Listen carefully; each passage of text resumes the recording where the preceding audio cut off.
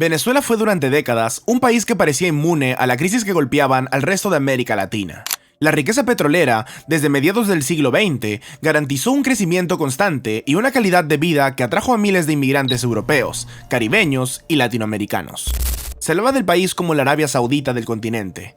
Sin embargo, esa abundancia escondía una debilidad estructural, la dependencia absoluta de un solo recurso. Cuando el precio del crudo caía, toda la economía tambaleaba.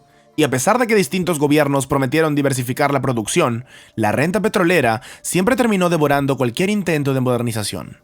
Con la llegada al poder de Hugo Chávez, en 1999, se abrió un nuevo capítulo bajo la bandera del socialismo del siglo XXI.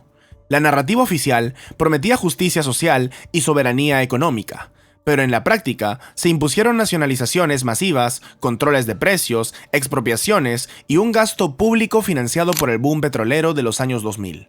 Las consecuencias no tardaron en aparecer. La inversión privada se desplomó y la capacidad productiva del país fuera del petróleo quedó prácticamente destruida. Para el año 2013, el crudo representaba casi la totalidad de todas las exportaciones venezolanas. Esa concentración fue letal cuando los precios internacionales comenzaron a caer. Lo que siguió fue un colapso sin precedentes, hiperinflación, escasez de alimentos y medicinas, pobreza extrema y una migración masiva que expulsó a más de 7 millones de personas hasta el 2024.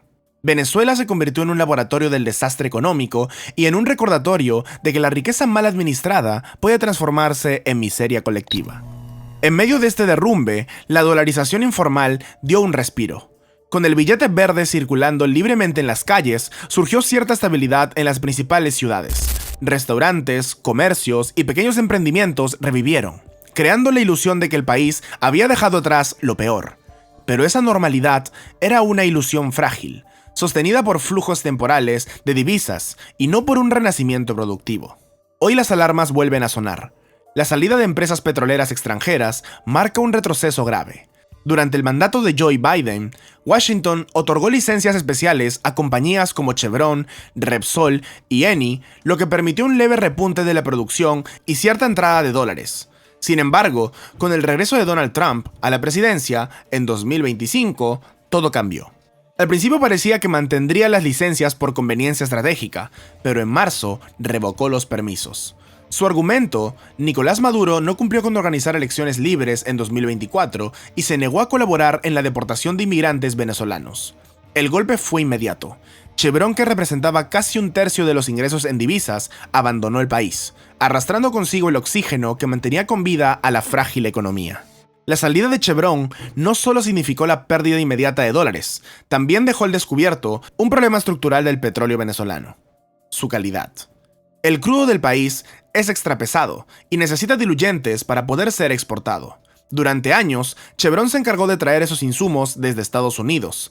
Ahora, la estatal PDVSA se ve obligada a buscarlos en mercados mucho más lejanos y costosos, como Irán o Malasia, elevando los gastos y retrasando las operaciones. Este cambio no solo encarece la producción, también complica la logística en un sector que ya arrastra décadas de falta de mantenimiento, corrupción y fuga de personal calificado. Porque no se trata solo de dólares o barriles. Las empresas extranjeras eran la puerta de acceso de Venezuela a estándares internacionales de seguridad y de eficiencia operativa. Sin ellas, PDVSA queda reducida a manejar instalaciones envejecidas, con equipos obsoletos y con ingenieros que en gran medida abandonaron el país durante lo peor de la crisis. El resultado es una industria petrolera en estado crítico, sin los recursos técnicos para sostener niveles de producción que alguna vez superaron los 3 millones de barriles diarios, pero hoy apenas alcanzan una fracción de esa cifra. El panorama se agravó aún más con la caída reciente del precio del petróleo, que en abril descendió más del 20% en apenas una semana, alcanzando su nivel más bajo en 4 años. Menos producción y precios más bajos conforman una combinación explosiva para un país donde el crudo sigue siendo la fuente casi exclusiva de divisas. Cada dólar que deja de entrar es un golpe directo a la capacidad de importar alimentos, medicinas o insumos industriales. Los sectores no petroleros apenas respiran. La agricultura y la industria nacional siguen deprimidas, incapaces de competir sin acceso a créditos ni materias primas.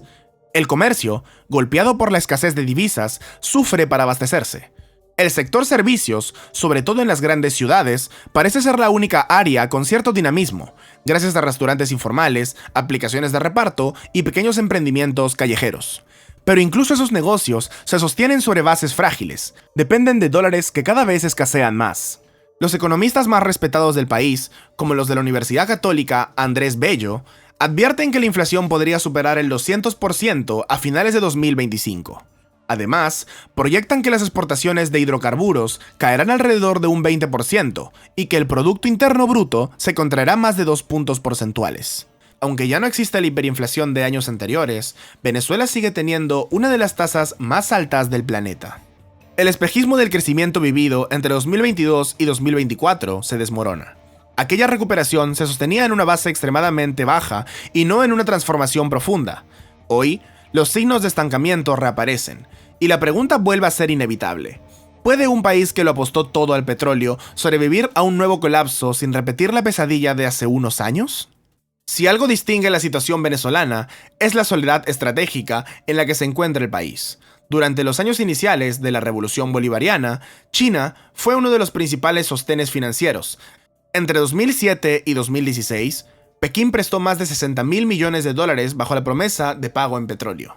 Pero esa relación se enfrió con rapidez.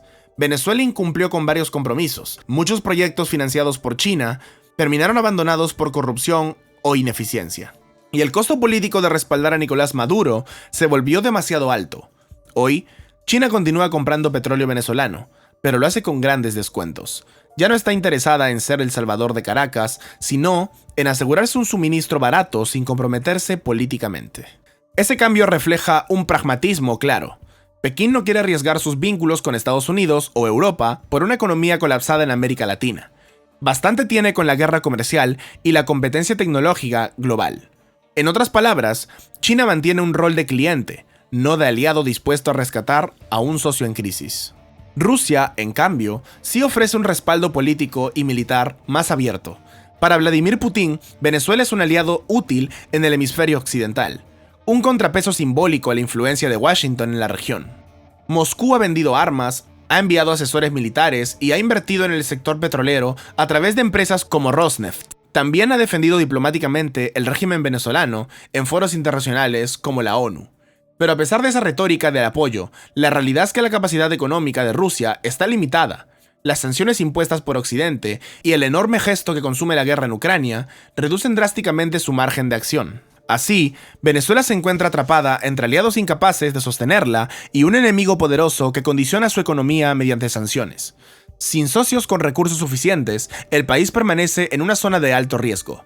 Una caída drástica de los ingresos petroleros, un nuevo repunte de la inflación o un estallido social podrían desencadenar otra emergencia económica severa. La diferencia con la crisis de años pasados es la dolarización informal, que funciona como un colchón. Mientras más circulen dólares en las calles, las familias con acceso a esa moneda podrán sobrevivir con cierta estabilidad. Pero esa dolarización no es una solución estructural. Está lejos de resolver los problemas de fondo: corrupción, falta de inversión, deterioro institucional y ausencia de un modelo productivo.